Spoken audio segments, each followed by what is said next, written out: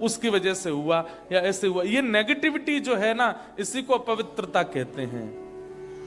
और हर स्थिति में जो पॉजिटिव रहता है, पॉजिटिव व्यक्ति का लक्षण बताएं क्या है? वो कुछ भी कर ले, कुछ भी उसके साथ में हो जाए, वो एक ही बात मन में सोचता है, चाहे जो हो जाए, वो यही सोचता है कि ये अंत नहीं है, इससे अच्छा मिल जाएगा। मैं कोई नष्ट नहीं हो गया हूं, मेरे को ये चाहिए था नहीं मिला, मुझे ऐसा करना था, this is not the end of the world. ये मेरी दुनिया कोई खत्म थोड़ी हो गई है यहां पे।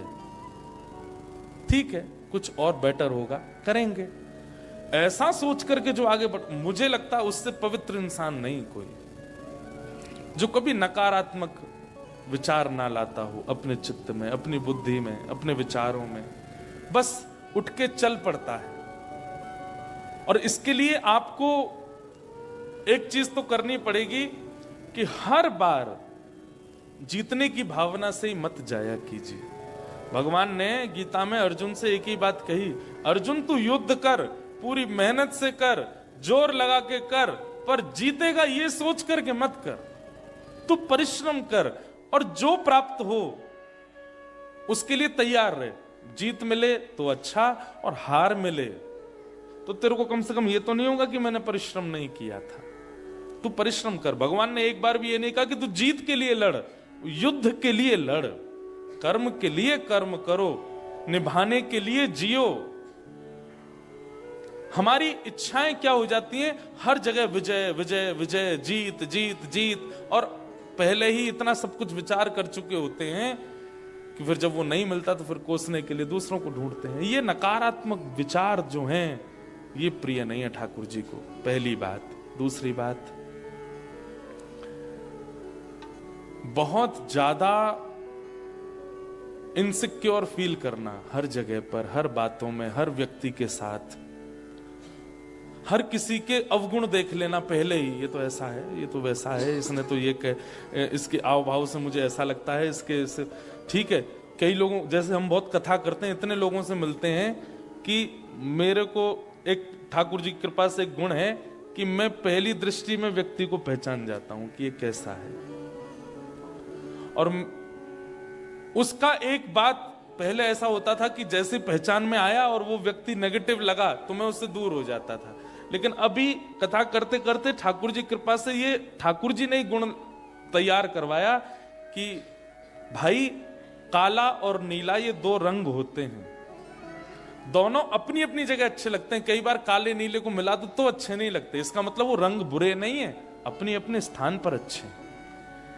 सामने वाला व्यक्ति नेगेटिव मुझे लगा है, लेकिन वो अपनी किसी स्थिति में नेगेटिव नहीं होगा, इसलिए उसके प्रति गलत भावना ना रखूं मैं।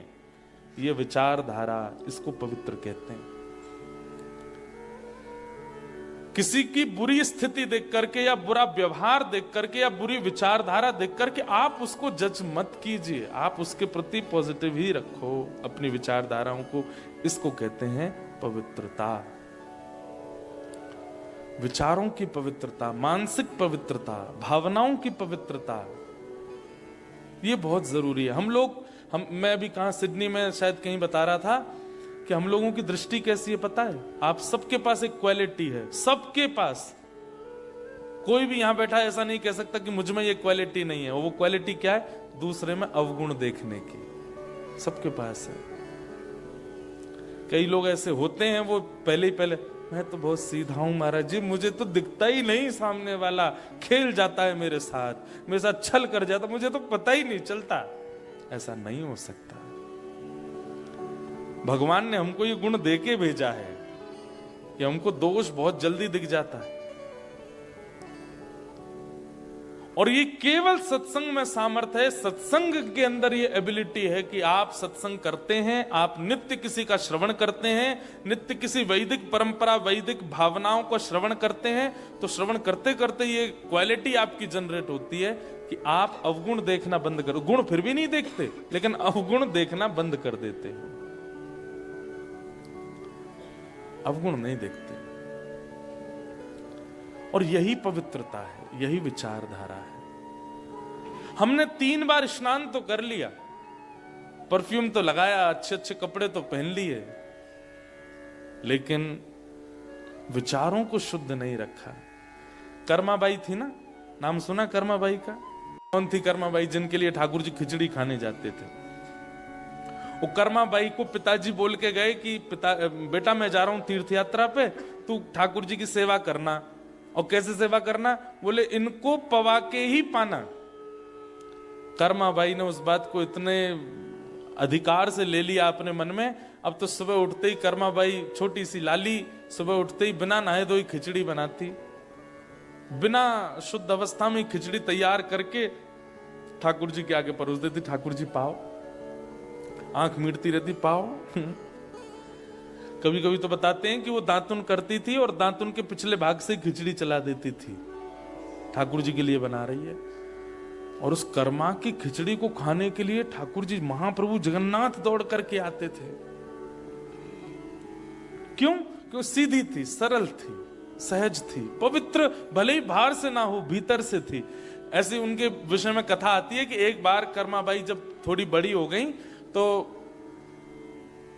राजस्थान की थी, और राजस्थान से फिर वो जगन्नाथपुरी चली गई। उनको किसी पुजारी ने जगन्नाथपुरी से आकर के कहा, कर्माबाई हम जानते हैं कि जगन्नाथ जी आपके पास खिचड़ी खाने आते हैं, पर आपको पता है राजस्थान से जगन्नाथपुरी कितना दूर है? ठाकुर जी दौड़ करके, भाग करके, बीच में कितने निष्ठुर मार्ग से ठाकुर जी आते हैं और आकर के यहाँ खिचड़ी पाते हैं, तुरंत दौड़ करके वापस जाते हैं और वहां पर ब्रह्म वेदी पे खड़े होते हैं। हमने दर्शन किया, ठाकुर जी को कभी यहाँ से छिल जाता है, ठाकुर जी के वस्त्र फट जाते हैं, कभी कुछ श्रम होता है। कर्माबाई बोली, ठाकुर जी इतने साल तक मेरे लिए यहाँ आए, अब मैं सब छोड़ के वहीं रहूंगी। तो कर्माबाई जगन्नाथपुरी चली गई, वहीं रहने लगी। तो ठाकुर जी बड़े प्रसन्न, अब तो मैया बगल में ही आ गई। तो सुबह सुबह मंगला में ही ठाकुर जी जाते थे। आज भी उस खिचड़ी का नाम कर्मा की खिचड़ी है, आज भी पाते हैं ठाकुर जी। तो एक महात्मा कर्माबाई के पास गए, और कर्माबाई के यहाँ रोज संतों की भीड़ लगती थी। क्यों? क्योंकि सुबह जब ठाकुर जी आते थे ना, तो ठाकुर जी का कुछ अवशेष उनके घर पर रह जाता था, उसका दर्शन करने आते। आज ठाकुर जी की माला रह गई, आज ठाकुर जी का वस्त्र रह गया, आज ठाकुर जी का चंदन रह गया, आज ठाकुर जी की सुगंधी घर में आ रही है। तो संत आते थे दर्शन करने। एक संत बैठे रहे। कर्माबाई बोली, आपने दर्शन किए ठाकुर जी की माला के? बोले मैंने किए, लेकिन मुझे कर्मा तुमसे बात करनी है। कर्माबाई बोली, बताइए। बोले बेटा तुम मानो तो मैं कहूं। बोले नहीं आप कहिए, मैं मानूंगी। स्नान करके प्रसाद बनाया करो। मैं महाराज जानती हूं, पर ठाकुर जी को प्रिय ही वैसे लगता है, मैं क्या करूं? सुबह उठते ही मैं खिचड़ी बनाती हूं, इतने में तो आ जाते हैं, द्वार पे खटखटाते हैं, खोलो, बैठा के उनको पवाना पड़ता है। अब इतने में स्नान के? बोले नहीं, देखो ये तुम्हारे पूर्व जन्म के सत्कर्म है कि जगन्नाथ जी तुम्हारे यहाँ प्रसाद पाने आते हैं, लेकिन जिस दिन पूर्व जन्म के कर्म समाप्त हो जाएंगे, महाप्रभु जी नहीं आएंगे, फिर तुम रोती डोलोगी सब जगह। कर्माबाई डर गई। बोले जगन्नाथ जी आना बंद भी कर सकते हैं मेरे यहाँ? बोले हाँ, जिस दिन तुम्हारे पूर्व के सत्कर्म समाप्त हो जाएंगे जगन्नाथ जी नहीं आएंगे फिर। उसने कहा मैं क्या करूं कि जगन्नाथ जी कभी आना बंद ना करें? बोले अब तुम और सत्कर्म बनाओ। बोले कैसे? सुबह जल्दी उठो, जल्दी उठ करके पहले समुद्र में स्नान करो, नमकीन स्नान करके फिर घर पे आके शुद्ध जल से स्नान करो, और स्नान करके फिर तिलक स्वरूप लगाओ, गले में कंठी धारण करके, और फिर अन्नपूर्णा मैया को प्रणाम करो। अग्नि में प्रयोग होने वाली लकड़ियों को सिर से लगा लगा के चंदन पुष्प अर्पित करके उनको धरो, फिर अग्नि प्रज्वलित करो, फिर उस कढ़ाई का पूजन करो जिसमें भोग बनेगा, और फिर उसमें एक एक वस्तु डालो, मुख पे पट्टा बांध के बैठो, तुम्हारी श्वास भी नहीं जानी चाहिए। इतने नियम बता दिए कर्माबाई को। कर्माबाई सब लिखती गई, ठीक है कल से ऐसे ही बनाऊंगी। दूसरे दिन कर्माबाई सुबह उठते ही पहले समुद्र स्नान करने गई, फिर घर आके शुद्ध जल से नहाई, एक एक लकड़ी को पूज पूज करके चंदन लगा के धरे। इतने में ठाकुर जी आ गए। खोलो। कर्माबाई जल्दी आई, गेट खोली, चुपचाप बैठ जाओ यहीं पे। ठाकुर जी, सुभद्रा जी, बलभद्र तीनों बैठ गए, और तीनों देख रहे हैं क्या कर रही हैं। अभी तो लकड़ियों का पूजन चल रहा है। बलराम जी के लाला जी का हैरो है। मैया चुप रहो, अभी रुक जाओ, अभी बना रही हूं ना। और रोज ही आते थे ठाकुर जी, तो लकड़ी का पूजन चल रहा है, फिर उसके बाद चूल्हे का पूजन, फिर अग्निदेव का स्मरण किया जाए हो। अग्निदेव प्रज्वलित कर दिए, अग्नि प्रज्वलित हो गई। फिर कढ़ाई आई, कढ़ाई पर चंदन लगाया गया, पूरी पे मट्टी का लेप लगाया गया, जैसे जैसे महापुरुष बता के गए। मुंह पे पट्टा बांध करके आई। ठाकुर जी देख रहे हैं आंख फाड़ के। दाऊ दादा मंगला का समय हो रहा है ना जी, क्या कर रही है ये? घड़ियाल बजने लगे, मंगला का समय हो गया। खिचड़ी आधी बन पाई और ठाकुर जी दौड़ करके मंदिर पहुंच गए। कर्माबाई की उस दिन खिचड़ी नहीं पाई ठाकुर जी। इतनी रोई कर्माबाई, बस प्राण निकलने को हो गए थे। तब ठाकुर जी आए रात्रि में और आकर के बोले, मां मैं आया तो था, पर तू क्या कर रही थी? एक एक लकड़ी का पूजन कर रही थी, चूल्हा जला दे, उसका ये कर, चूल्हा में बर्तन पूज, ये सब क्यों करना था? और आज तू बड़ी नवी धुबी सी लग रही थी हमको। बोले, आज जैसे शास्त्रों में परंपरा है आपके प्रसादी बनाने की, उस परंपरा से मैं बना रही थी। ठाकुर जी पता क्या बोले? बोले, मां जो भीतर से पवित्र नहीं है ना, उनके लिए इतनी पवित्रता का विधान है।